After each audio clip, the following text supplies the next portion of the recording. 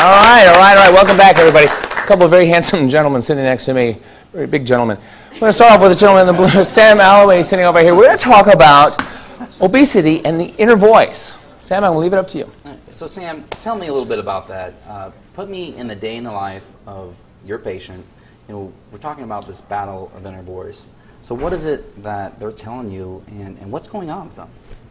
Well, I mean, they're coming in and they're saying, I'm fat. I've been fat. I'm ready to do something about it. They lose 5 pounds, and then they break. They see something they like, they eat it, they feel guilty, and they're up 10 pounds again. Mm-hmm. So, you know, this inner voice, what is it we can do to change that? I mean, you know, we've all dealt with that, haven't we? I mean, we hear that daily in our lives. Yep. So, I mean, it's that constant battle. I mean, what can we do about it? What if I told you that your inner voice wasn't you? Okay. What if I told you it's not your fault? What if I told you that it's actually something else going on in your brain? So, you know, there's something basically causing me to think that way, feel that way. Okay. Your body makes up these chemical molecules that are messengers, and they tell you exactly how you're supposed to feel. They're called hormones. Okay, so what you're telling the audience in America, hormones are causing us, so we're not crazy. No. We're not crazy, okay.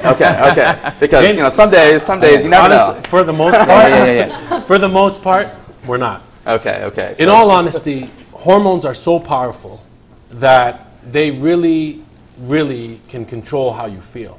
Okay. I mean, take the typical example of a great relationship between a husband and a wife. Growing older. She's up late at night. She's having hot flashes. She can't sleep. And she's depressed and crying and doesn't know why. Can anyone relate to that? Anybody? Yeah. Not yet. We're all young. Next to her is her husband, who just finished eating everything and anything in his refrigerator.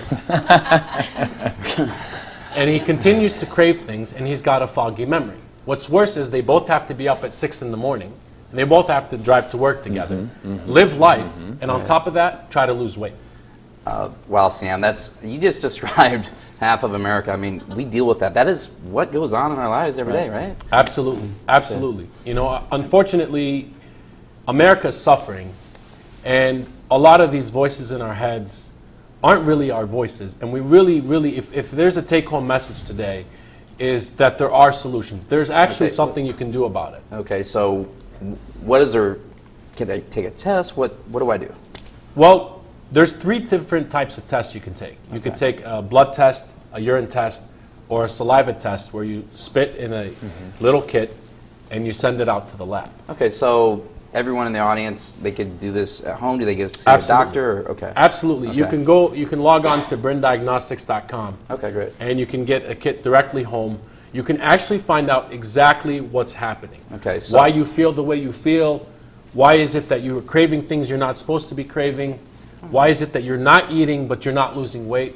All of these can be answered actually if you actually did this type of test. Okay, so we take the test and what do we go from there? Talk to an expert. Talk to a hormone replacement expert. Talk to your pharmacist. Figure out exactly what you need. Okay. And what happens is when you take this test, you can actually look at the levels. If there's something that you need 100% of and you only have 30%, what in the world do you think is going to actually help you lose weight? I mean, you're already at a disadvantage there. Okay, so simply a test, see a hormone specialist. Yes. And then what do I expect from there? How much time is this going to take to where I'm not feeling crazy anymore? I mean, absolutely. If you log on to rextra.org, you can actually look for more information. But basically what you're going to do is you're going to get customized treatment therapies, anything from capsules to creams or whatever's hormones you're going to need. And there's different types of hormones, and you could really learn about which ones. And how quick will I see those changes? It's going to take about 4 weeks. I mean, some of us have been suffering for 10 years. Okay. Some of us have been suffering for a few years. Okay. So, you know, it really all depends on the person, but 4 weeks is generally the cue. Let's go back to that couple. What's going to happen? They were in therapy for a little while. What's that morning when they wake up? What's that going to be like? It's genuinely, you are going to get up, you're going to feel good. you're going to want to run. You're going to want to live life. And what you're going to do is you're going to focus on not only weight loss, but life gain. So you're going to get up in the morning and you're going to think twice about that energy drink and you're going to stop. You're going to stop. Okay, I'm not to interrupt you. I am going to interrupt you right there. This energy drink. I want to talk about this energy drink because I have heard that it can actually affect your sexual drive. Now, we're talking about hormone therapy experts. There's one happened to be sitting next to me right here. Okay, ladies and gentlemen, this is Sean Snyder, a hormone therapy expert, who's going to give us a little description of this right now. And I think we just got everyone's attention on the energy drinks with the sex drive. Yes, we did. Certainly got mine, so Sean, give us some information here. Well, we're going to talk about this basically in to kind of spin off of what Sam was saying here, in a triangle of three different hormone messengers that are going to be responsible in this case. One of those is cortisol, which dictates and protects and keeps cells from being injured. Adrenal gland is above the kidney, and it makes this hormone so that our cells are protected. It deals directly also with insulin, and insulin is a transport system like a car, giving sugar right into a cell. Then we deal also with thyroid.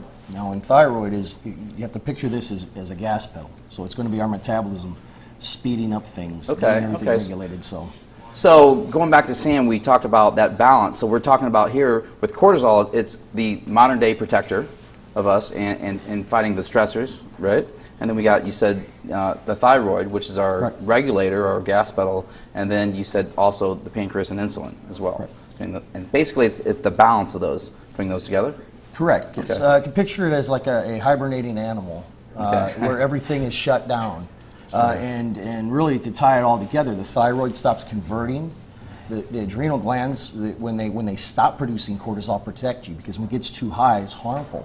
So it's going to reduce that ability to produce it. And when that happens, then the thyroid stops converting. We have no more metabolism happening. Storing everything. And then you start to sink in some pain. You start to get depressed, non-motivated, and ultimately sexual dysfunction, because procreation switch turns off completely. Okay, so to summarize this up, really, we're talking more about... information. You can reach more information at rejuvenation... RejuveNow.net, thank you. And so to sum that up, we're talking about the true balance, cortisol, thyroid, and then as well as your insulin. But that modern day stress fighter, cortisol, we want to keep that at bay. And apparently, those energy drinks can't affect us. Yes, they can. Thank you, gentlemen. Thank you. We'll be right back. Thank you.